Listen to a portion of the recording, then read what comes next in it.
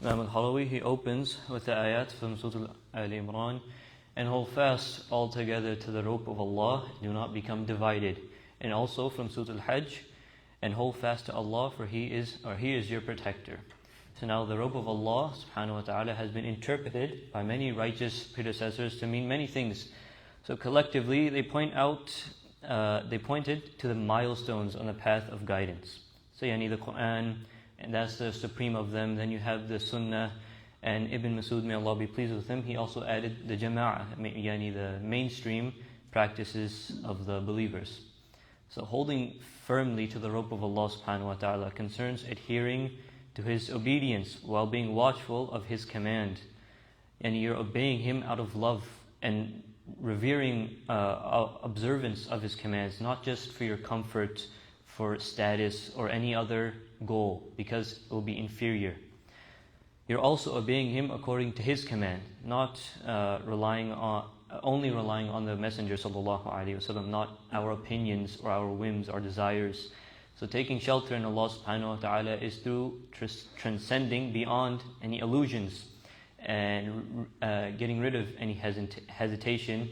And so Imam al-Halawi, he goes on and talks about the 3 levels of itisam. And as we go through these levels, compare yourself to them and see where you fit in, and aspire to go to the next rank or next level. So level number 1 is the itisam of the Ammah, of the general believers, the public. And so this is where the journey begins. It is the level of those who obey out of submission to the revelation. They don't claim to be masters of it, but they are in the beginning stages, and they obey and they have faith. And so Imam al-Halawi, he describes these people as they believe deeply on Allah's promises and warnings. Any hell is real for them, Jannah is real for them, and Allah subhanahu wa ta'ala word, they know it never fails. Allah subhanahu wa ta'ala will keep His word, His promise. And so their fear is both alive and hope in Allah. And number 2 is that they revere Allah's command and His prohibitions. So not just following the rules, but honoring them. Praying not only because it's required, but because it is beloved to Allah subhanahu wa ta'ala.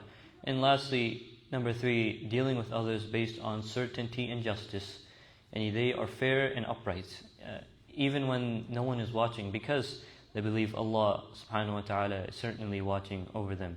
So that was level 1. Level 2 is itisam of the khassa, the select few. And so now this is the holding on to the holding fast of detachment, letting go of stuff. Now the journey becomes more about yourself. It's inward. The believer starts to detach himself, not just physically, but emotionally and spiritually, from all things that compete with Allah subhanahu wa ta'ala in his heart. So number 1 is that they restrain their will from seeking the lowly desires. The soul wants less of that lowly stuff. The nafs loses its taste for fame, for pride, for overindulgence, and it becomes thirsty for the pleasure of Allah subhanahu wa ta'ala. Number 2 is that they show excellent character to all the creation. They expand their good character with everyone, regardless of how they are treated.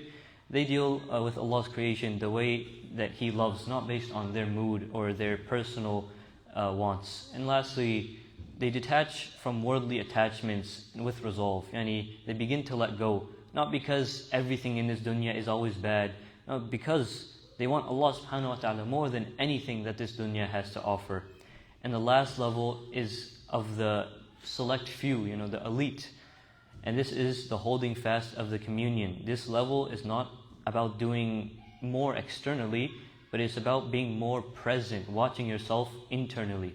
So number 1 is that they behold the divine alone. Their inner eye is fixed only on Allah subhanahu wa ta'ala.